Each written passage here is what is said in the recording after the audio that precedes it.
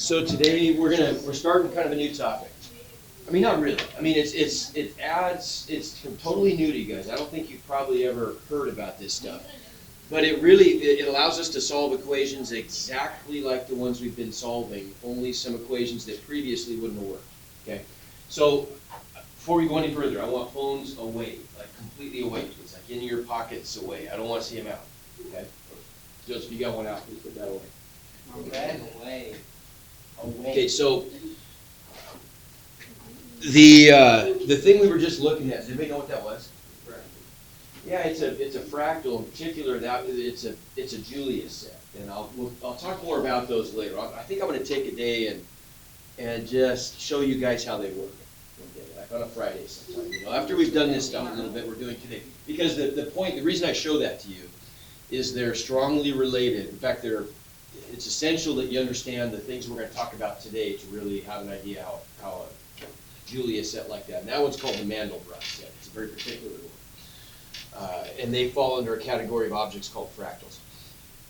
In order to understand that, the topics of the day you have to just get a little practice with it first. But it's not hard stuff. It's really not. I'll be able to show you how to generate something like that. These are a fractal. What fractal means is self-similar. So if you look at things that are fractal, and there are a lot of things are in the world. The world is basically fractal.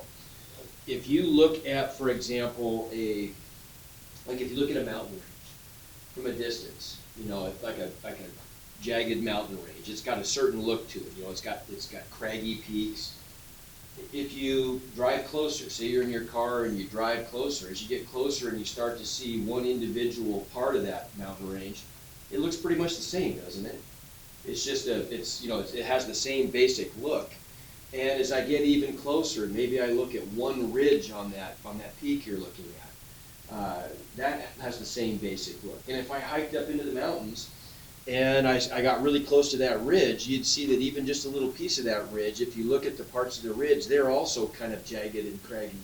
And you could even hike up the ridge and look at some rocks on the ridge and some boulders, and they'd look the same way, right? They all have the same basic appearance. So that's what we mean by something that's fractal. On different scales, it looks the same. And trees do the same thing.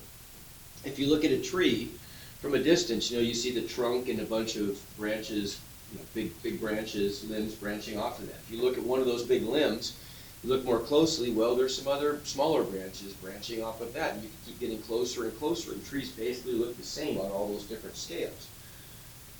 Okay, so this is significant. This is kind of a newer branch of mathematics, but it has some really significant implications. Have you ever thought about how, like when you're watching a really, well, they're not even that expensive anymore, it's not even that hard to do, but if you're watching a movie that has lots of, you know, computer-generated effects, like CGI stuff, right? How do they do that? Anybody know? Like if you're watching like a big budget one like Lord of the Rings, and they've got, you know, one of those movies, or Avatar, or something along those lines, or one of the Star Wars movies, and they've got these whole different worlds that look absolutely real. You know, how do they do that stuff? How do they create armies of millions of creatures, and it looks real? It has to do with fractals, yeah. It has to do with fractals. Right? The way they do that is they take advantage of this math concept, and it's the equations that you need to create the Mandelbrot set are incredibly simple. There's really just one equation. That's it.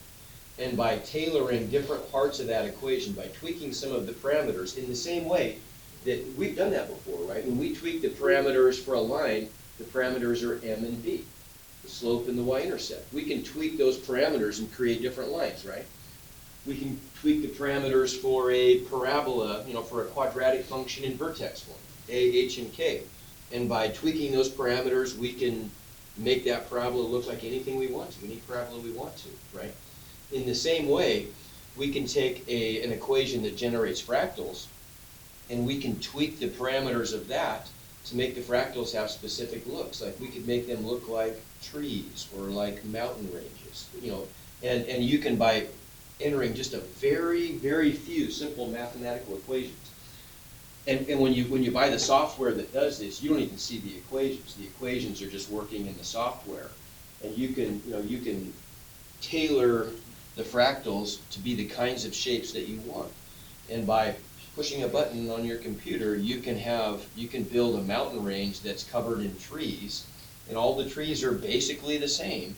Now you can tailor how much variation you want in the trees, but then the computer can do that almost instantaneously. Whereas if you had a person that had to go through and create manually all that artificial scenery using some kind of like a Photoshop or something along those lines.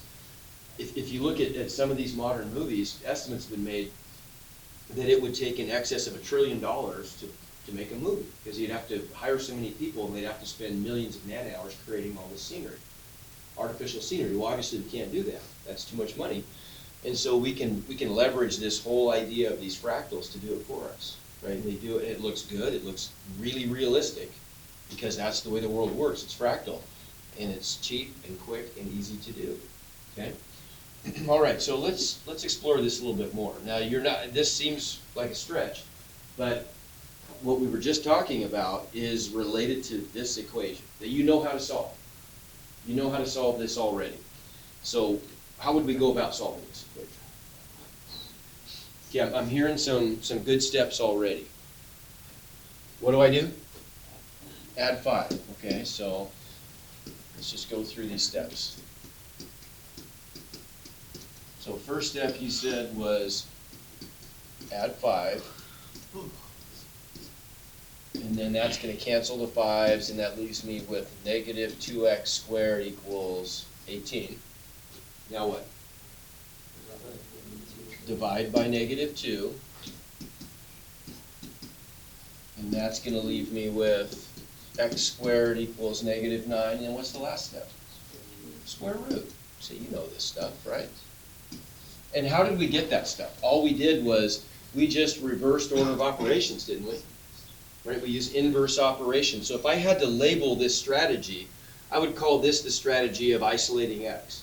And we've said this many times at the beginning of the year. If I can point to a single x, what can I do? Maybe it's been too long since I've said it. If I can point to a single x in an algebra equation, what can I do? I can isolate it, right? I can isolate it by reversing order of operations.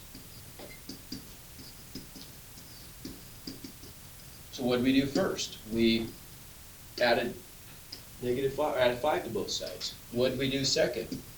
We divided by negative 2. What did we do third? We square rooted to undo the exponent, right? And what do we get? When I square root both sides, square rooting a square cancels the square, right? And so I just get an x. What do I always have to put on the other side if I'm square rooting both sides of an equation? Plus or minus, we got that. And then all I've got to do is just take the square root of negative 9. Okay, what's the problem with that, though? Yes, we've said this from the beginning.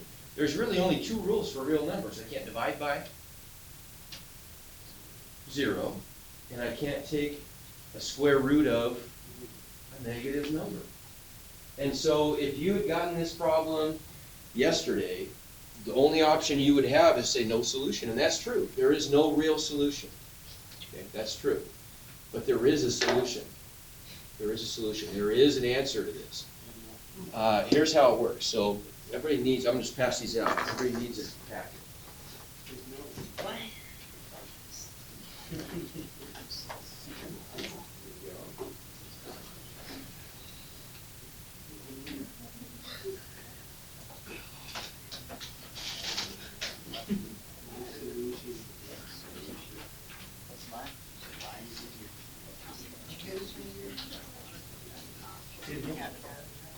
Oh, I can do that again. I thought you were just doing it on your side. But I will. I'll make it if you need them. Thank you.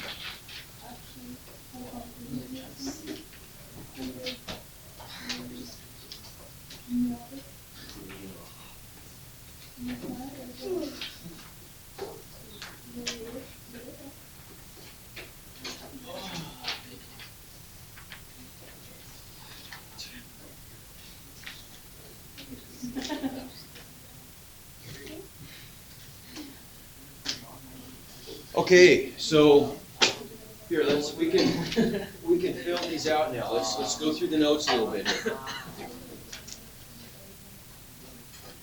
Okay, so on the notes, what we're going to introduce are these. It's a new set of numbers that we haven't dealt with in the past. And this set of numbers is called the imaginary numbers. Horrible name. Hate the name. Because when we compare the real numbers to the imaginary numbers, which one sounds more important? Doesn't the real number sound like that's what we want to be working with? These are real things, right? These aren't just some imaginary fairy tale numbers. We got real numbers and imaginary numbers. It makes them sound like they're not important or like they're not real, right? In fact, it makes them sound unreal because they're the opposite of real numbers, kind of, right? Not at all true. Imaginary numbers are numbers that are just as important as real numbers. They just do different things, okay? And I'll give you some examples today of things that we just saw one. We just saw one creating the Mandelbrot set, right? And fractal geometry uses this concept a lot. Okay, so first thing here. Equations such as x squared plus 1 equals 0 have no real solutions. Because think about the steps. I'd subtract 1, and I'd get x squared equals -1, and then I'd square root both sides, and things would blow up, right? Because I can't take a square root of a negative number. They have no real solutions, so instead we define another set of numbers that would include their solutions, and we call these imaginary numbers. So the imaginary unit is what we call I, and that's really important. It's just like a cursive or an italic I.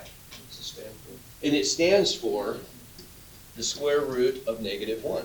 Okay, that's what it represents, the imaginary unit. This is useful when we're working with square roots of negative numbers. In fact, it's essential. We need this. Okay?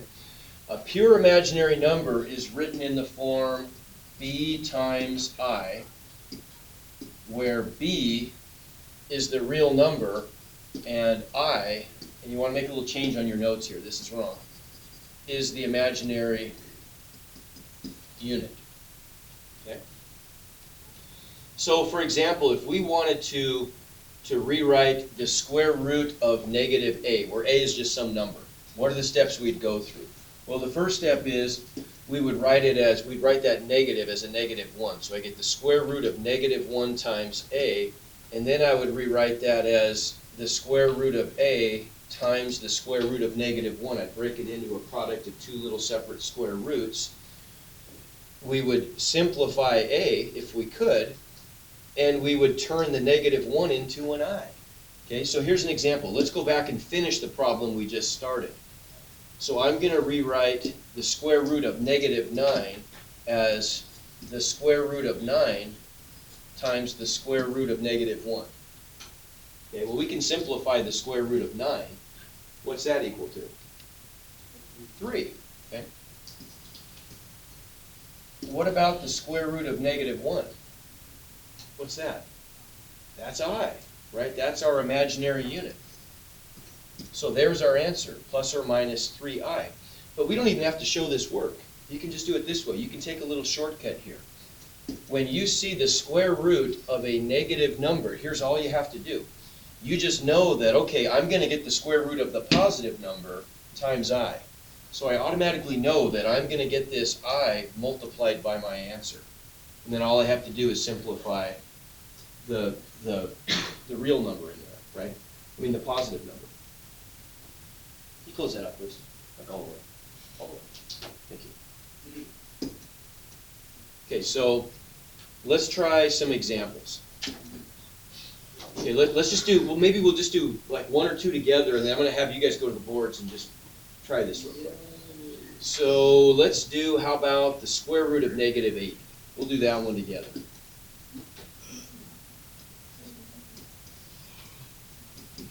Okay, first things first. What am I going to do, Autumn, what am I going to do with that negative? What did we say about that? That's going to become an I, isn't it? So we know right away that we're going to get an I multiplied by our answer. And what about the rest of it? Well, the rest of it is just going to be simplifying a square root, which we've done a lot of. So we're going to get the square root of 80 times I. Now notice that the I is not in the radical. It's separate from the radical. It's multiplied by the radical. Okay? So let's simplify the square root of 80. What are factors of 80? I could do 40 and 2. I'm going to choose to do 4 and 20. And we could do it a bunch of different ways. But I'm going to do 4 and 20, and here's why. What's 20 going to break down into? 4 and 5. And then I don't have to break those 4s down any further because I already have a couple. Instead of making that a couple of 2s and another couple of 2s, let's just leave this as a couple of 4s and a single 5. Okay? See the little shortcut? Okay. So then what do we get for that? We've got the 4 out front, and couples go out, right? So I have a couple of 4s, so I get a 4 outside, and I get the 5 inside, singles stay in, times I, and don't forget, I almost did, we need the, oh no we don't, never mind, we're not doing that. We're not solving an equation, we're just simplifying a radical, so that's our answer. Okay? You see, this is different. I wasn't solving an equation where I square rooted both sides of an equation. I'm just simplifying a negative radical. So I do not get a plus or minus this time. Okay? That's my answer. Nice. See, that's my answer right there. 4 times the square root of 5i. I got the I because I had a negative in my original square root, and then I had to just simplify the square root of 80 like we've been doing for about a week now. Okay? All right, so go to the boards. Let's try doing numbers 3 and 5.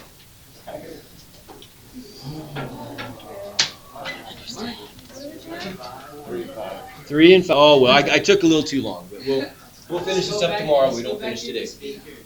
What's that? Honestly? Oh, I'll talk more about it. Well, how did the first speaker? Maybe, I'll tell you what, maybe I'll like, when I'm in a certain stage, I'll try to bring him in and show them to you. I have a question, a legitimate question. Yeah. So like record players, right? Mhm. How do they get the sound onto, like, how does that? That's a very good question. How do they put a movie on a disc? Like, Okay, so there's some powers of I. You can start to see a pattern here, and this is really interesting. This allows you to, I mean, you'll see how this all kind of works here soon. So I to the 1, we know that that's just the same thing as I, which is the square root of negative 1. We just label that I, right? What about I squared? Now, we're going to take advantage of some properties of exponents. And maybe for today, are we out of here at 40? Yes. Okay, so let's just review a couple quick properties of exponents. And you'll know this, if I do something like x squared times x cubed, what's that equal to? X to the 5th, right?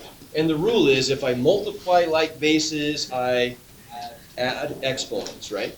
Now, what if I take something like x cubed squared? What's that equal to? X to the 6th, because if I take a power to a power, I multiply the exponents. Those two properties are all we need. That's it, to do all this stuff. So I squared, now think what that means. That means that I am going to square the square root of negative 1. Well, what happens when I square a square root? I get positive, don't I? So I just get negative 1 as my answer. So I squared, and this, I'm going to put an asterisk by this because it's really important. I squared, just tattoo that one in your brain. I squared is equal to negative 1 because it undoes the square root. Make it up there tomorrow.